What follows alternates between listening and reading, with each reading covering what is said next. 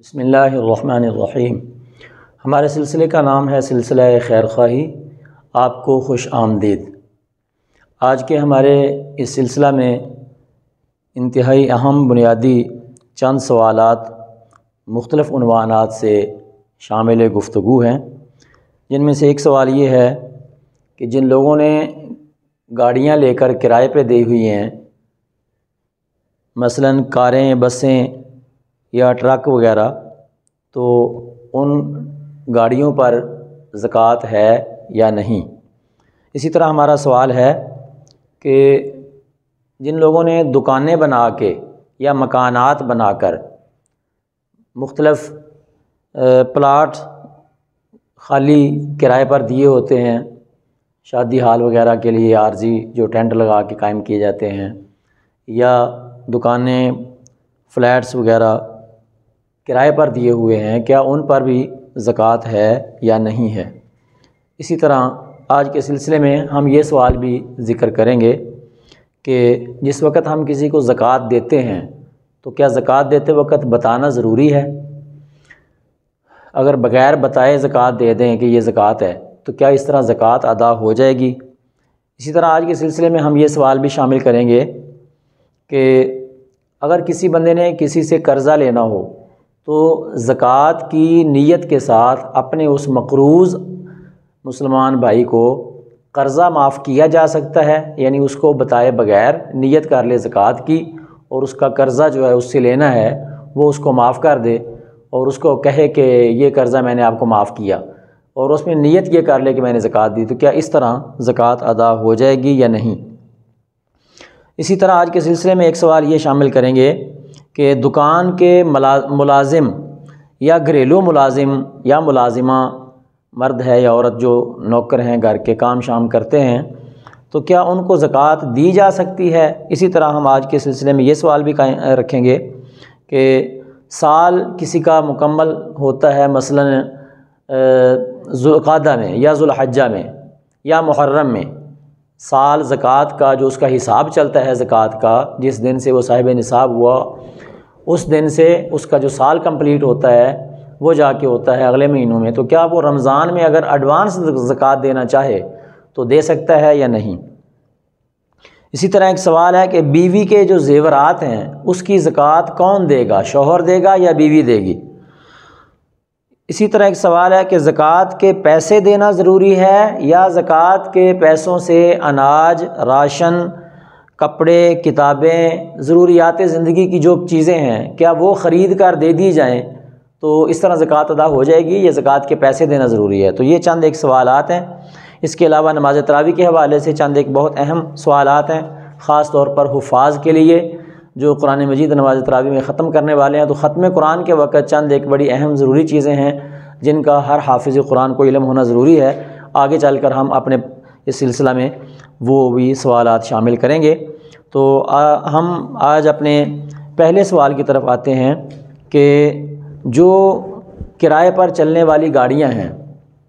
کاریں ہیں، بسیں ہیں، ٹرک ہیں یا رکشے ہیں، اس طرح کی جو بھی کرائے پر دی ہوئی ہیں گاڑیاں لے کر، تو مالک جو ہے گاڑیوں کا، کیا ان گاڑیوں کی زکوٰۃ دے گا، گاڑیوں کی کل مالیت کی زکوٰۃ دے گا، یا کیا ان گاڑیوں سے حاصل ہونے والا جو کرایہ ہے اس کرائے کے جو پیسے ہیں ان میں سے اس پر زکوٰۃ بنے گی اس کی؟ تو اس کا جواب یہ ہے کہ کرائے پر جو ہم گاڑیاں دیتے ہیں، چاہے وہ کوئی بھی گاڑی ہے، بڑی ہے، چھوٹی ہے، تو اس کا کرایہ جو آتا ہے اس پر زکوٰۃ ہے، گاڑی کی قیمت پر، گاڑی کی کل مالیت پر زکوٰۃ نہیں ہے۔ مثال کے طور پر کسی نے ایک کار لے کر دی ہوئی ہے، اس کی قیمت ہے 30 لاکھ یا 40 لاکھ یا 50 لاکھ، تو اس کی کل مالیت یعنی 30، 40، 50 لاکھ پر زکوٰۃ نہیں ہے، بلکہ جو اس کا کرایہ حاصل ہوتا ہے ہر مہینے، اور وہ جو کرائے کے پیسے ہیں وہ نصاب کی مالیت کو پہنچتے ہیں، یعنی 52.5 تولے چاندی کی قیمت سے کے برابر یا اس سے زیادہ ہیں، اور ان پر سال گزرتا ہے، تو اس پر زکوٰۃ ہوگی۔ ہمارا آج کا دوسرا سوال یہ تھا کہ جو لوگ دکان، مکان، پلاٹ، فلیٹس اور شاپنگ مال، شاپنگ سینٹر وغیرہ بنا کر تو ان کو کرائے پہ چڑھا دیتے ہیں، اپنی بلڈنگیں، مختلف قسم کی عمارتیں کرائے پر دے رکھی ہیں، تو کیا ان بلڈنگوں، مکان، دکان، فلیٹس، ان پر ان کی کل مالیت پر زکوٰۃ ہے یا ان سے آنے والے کرائے پر؟ تو اس کا بھی وہی جواب ہے جو پچھلے سوال کا جواب ہے کہ ان دکانوں کی، مکانوں کی، ان فلیٹس اور ان شاپنگ سینٹرز اور ان پلاٹس وغیرہ کی جو کل مالیت ہے اس پر زکوٰۃ نہیں ہے، بلکہ اس سے جو کرایہ آ رہا ہے، جو آمدنی آ رہی ہے، اس آمدنی میں سے زکوٰۃ نکالی جائے گی۔ اگر شرائط زکوٰۃ پائی جاتی ہیں، مثلا اس پر سال گزرتا ہے، وہ نصاب کی مالیت کو پہنچتے ہیں، تو اس طرح ان کی اس طرح زکوٰۃ ادا کی جائے گی۔ ہمارا آج کے سلسلے کا اگلا سوال یہ ہے کہ کیا زکوٰۃ دیتے وقت بتانا ضروری ہے؟ تو یہ کوئی ضروری نہیں ہے، بلکہ زکوٰۃ دیتے وقت آپ اپنے دل میں نیت کر لیں، جس کو دے رہے ہیں اگر اس کو نہ بھی بتائیں تو زکوٰۃ پھر بھی ادا ہو جائے گی۔ بلکہ بعض اوقات تو یہ ہوتا ہے کہ بتانا نہیں چاہیے۔ مثلا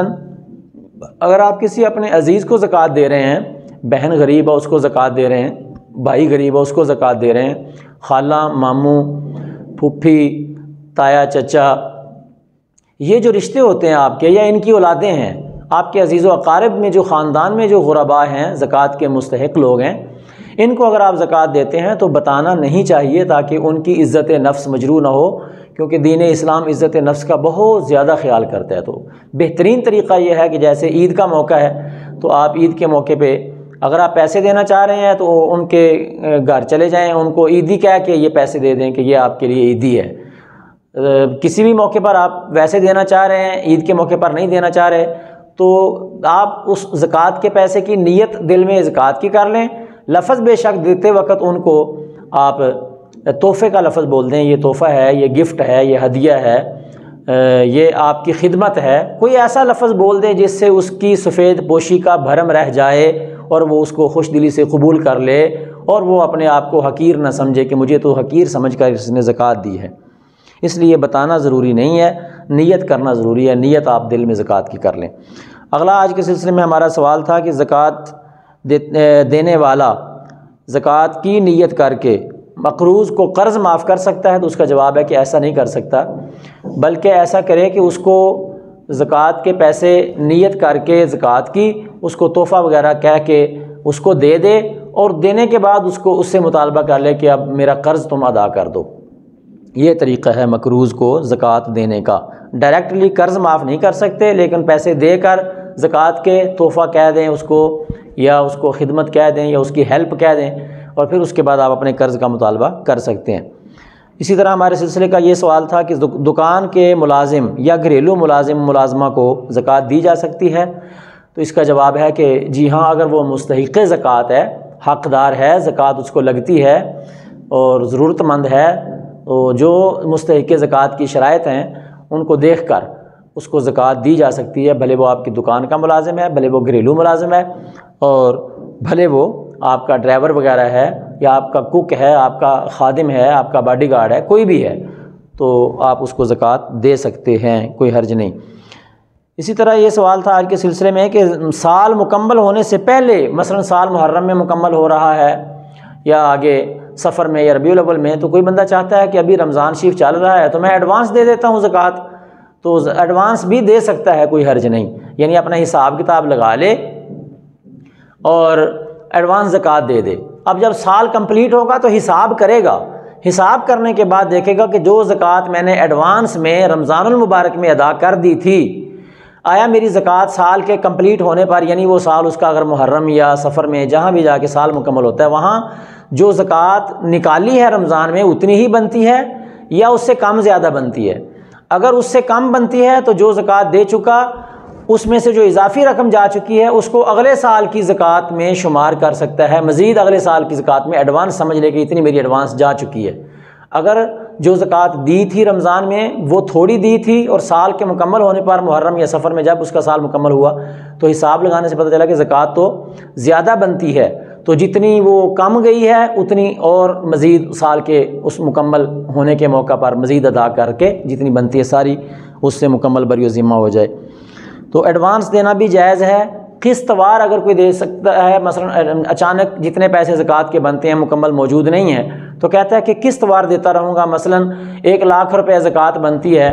تو یکدم میں لاکھ دینے کی پوزیشن میں نہیں ہوں، لیکن ایسا کرتا ہوں کہ 25,000 کی 4 قسطیں کر لیتا ہوں، 25,000 ابھی دے دیتا ہوں، 25,000 اگلے مہینے، 25,000 اگلے مہینے، تو یہ قسط وار بھی زکوٰۃ دی جا سکتی ہے، حساب کر لے اور زکوٰۃ بے شک قسط وار دینا چاہے تو اس طرح بھی دی جا سکتی ہے۔ اگلا سوال تھا کہ بیوی کے زیور کی زکوٰۃ کس پر ہے؟ اس کا جواب یہ ہے کہ چونکہ ہمارے ماحول میں بیوی اپنے زیور کی خود مالک ہوتی ہے، یعنی جو اس کے ماں باپ نے اس کو زیور دیا ہوتا ہے وہ تو ظاہر اسی کا ہوتا ہے، اور ہمارے ہاں جو سسرال والے دیتے ہیں زیور، وہ دیکھا جائے گا کہ وہ کس کا ہے، یعنی اس کا مختلف علاقوں میں مختلف رواج ہے۔ بعض جگہوں پر سسرال والے مکمل طور پر بیوی کو ہبہ کر دیتے ہیں، اس کی ملکیت میں دے دیتے ہیں۔ اس کی دلیل، اس کی نشانی ہم یوں چیک کریں گے کہ اگر خدا نخواستہ اس بیوی کو وہ بندہ طلاق دے تو طلاق دیتے وقت جو زیور مرد کی طرف سے، مرد کے ماں باپ کی طرف سے ڈالا گیا تھا، وہ اس کا مطالبہ کرے گا کہ ہمارا زیور دے کے جاؤ، طلاق ہو گئی تو زیور ہمارا واپس کر دو، تو پھر تو ظاہر ہے کہ اس کو پہننے کے لیے دیا تھا، مکمل نہیں دیا تھا، ملکیت میں نہیں دیا تھا، تو پھر اس کی زکوٰۃ تو شوہر ہی دے گا کیونکہ وہ شوہر کی ملکیت میں ہے۔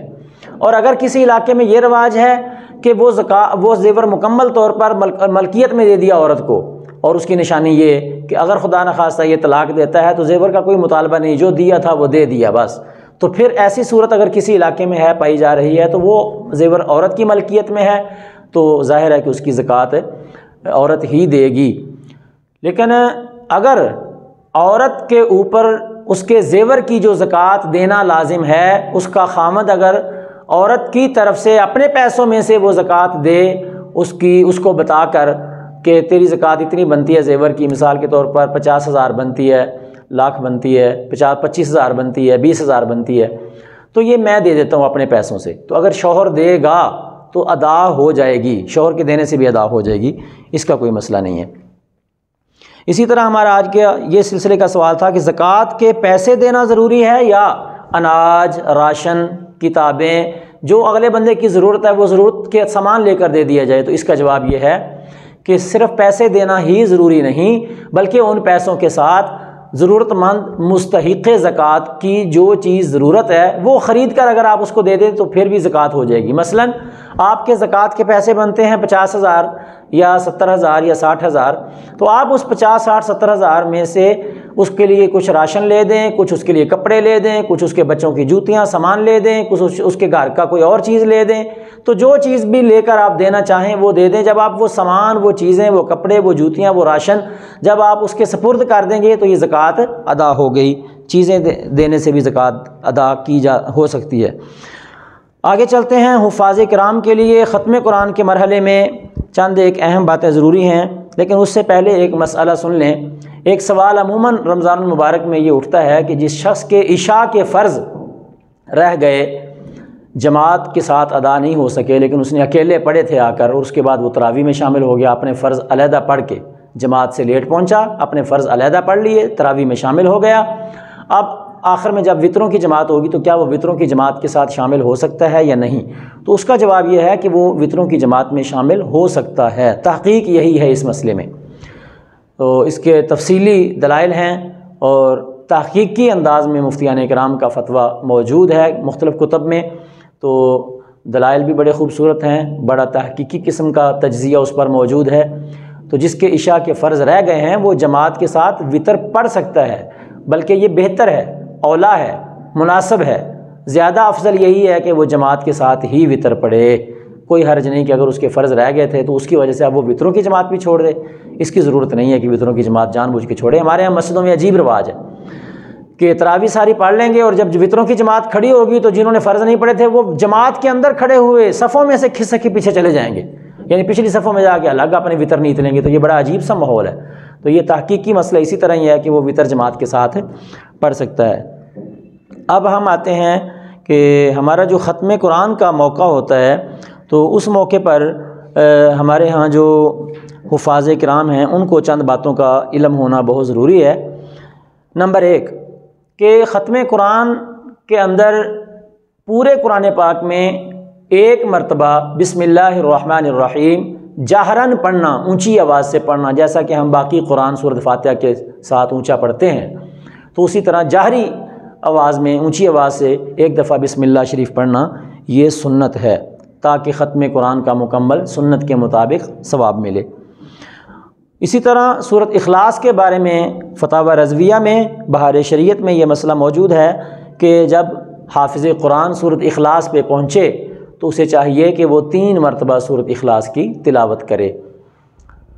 مثلا ایک بار سورۃ اخلاص کی تلاوت کرے، پھر اسی رکعت میں دوسری بار کر لے، پھر تیسری بار اسی رکعت میں کر لے، 3 مرتبہ سورۃ اخلاص پڑھے۔ یہ افضل ہے، مستحب ہے، مستحسن ہے، زیادہ اچھا عمل ہے، اور اس پر عمل بھی کرنا چاہیے۔ اسی طرح ایک سوال آج کے ہمارے سلسلے کا آخری سوال سمجھ لیں کہ ختم قرآن کے وقت حافظ قرآن کے لیے حدیث پاک میں یہ حکم ہے کہ جب وہ قرآن ختم کرے تو چاہے وہ تراویح میں کرے، چاہے وہ ویسے ہی ختم کوئی مسلمان کرتا ہے، تو ہر مسلمان جو بھی قرآن ختم کر رہا ہے، تراویح میں ہے، جماعت میں ہے، فرضوں کی جماعت میں کوئی ختم کرتا ہے، یا وہ ویسے ہی تلاوت قرآن کرتا ہے، تو اسے چاہیے کہ وہ جب قرآن ختم کرے سورۃ الناس تک پہنچے تو وہاں بریک نہ کرے، رک نہ جائے، توقف وہاں نہ کرے، بلکہ سورۃ الناس پڑھنے کے بعد پھر دوبارہ سے بسم اللہ پڑھ کے سورۃ فاتحہ اور یا سورۃ البقرہ سے شروع کرے۔ تو سورۃ الفاتحہ پڑھے، سورۃ البقرہ پڑھے، ہم المفلحون تک پڑھ کے کم از کم، تو یہ زیادہ بہتر ہے۔ اسے حال المرتحل کہا گیا ہے کہ الحال بمعنی الخاتم، المرتحل المفتتح، یعنی جو قرآن کو مکمل کرنے والا ہے تو وہ ساتھ ہی المرتحل یعنی اس کا افتتاح کرنے والا بن جائے۔ اس میں ایک نیک فالی اور نیک شگونی ہے، اچھی فعال ہے کہ میں اس قرآن کو پڑھنے کو چھوڑوں گا نہیں، شیطان مجھے جتنا بھی روکے، حتیٰ کہ میں اس کو ختم بھی کر رہا ہوں تو پھر بھی بریک نہیں کروں گا، فوراً دوبارہ شروع کر دوں گا، تاکہ میرا یہ قرآن کا تلاوت کا سلسلہ ہمیشہ جاری و ساری رہے، سال بھر جاری و ساری رہے۔ تو اس سلسلہ میں طریقہ کار کیا ہے؟ ہمارے ہاں حفاظ کے لیے یہ مسئلہ جاننا بہت ضروری ہے کہ اس کا جو اصل طریقہ ہے صحیح وہ یہ ہے، فقہا نے لکھا ہے کہ 19ویں رکعت میں آخری صورت پڑھے۔ مثلا ایسا کر لے کہ 18 رکعتیں سورۃ اخلاص تک مکمل کر لے، اور 19ویں رکعت میں سورۃ فلق اور سورۃ الناس دونوں پڑھ لے دونوں پڑھ لے، اور 20ویں رکعت میں یعنی جو آخری ایک رکعت رہتی ہے 20ویں، اس میں سورۃ فاتحہ پڑھنے کے بعد سورۃ البقرہ مفلحون تک پڑھ لے، یہ زیادہ بہتر ہے۔ تو اللہ تبارک و تعالی ہم سب کو شریعت کے ان مسائل کو سمجھ کر سیکھ کر آگے پہنچانے کی توفیق عطا فرمائے۔ آپ حضرات اگر یہ سمجھتے ہیں کہ یہ انتہائی ضروری اور اہم مسائل ہیں اور ہر ایک کو اس کا علم ہونا چاہیے، تو اس سلسلہ کو شیئرنگ کے ذریعے زیادہ سے زیادہ آگے پھیلائیں، تاکہ آپ کے شیئر کرنے سے اور کئی لوگوں تک یہ مسئلے پہنچ جاتے ہیں، اور سیکھ کر لوگ اس پر عمل کریں گے تو انشاءاللہ آپ کو بھی یہ آگے پہنچانے کا اس کا اجر و ثواب اللہ کی بارگاہ سے امید ہے کہ انشاءاللہ تعالی ضرور ملے گا۔ السلام علیکم ورحمۃ اللہ وبرکاتہ۔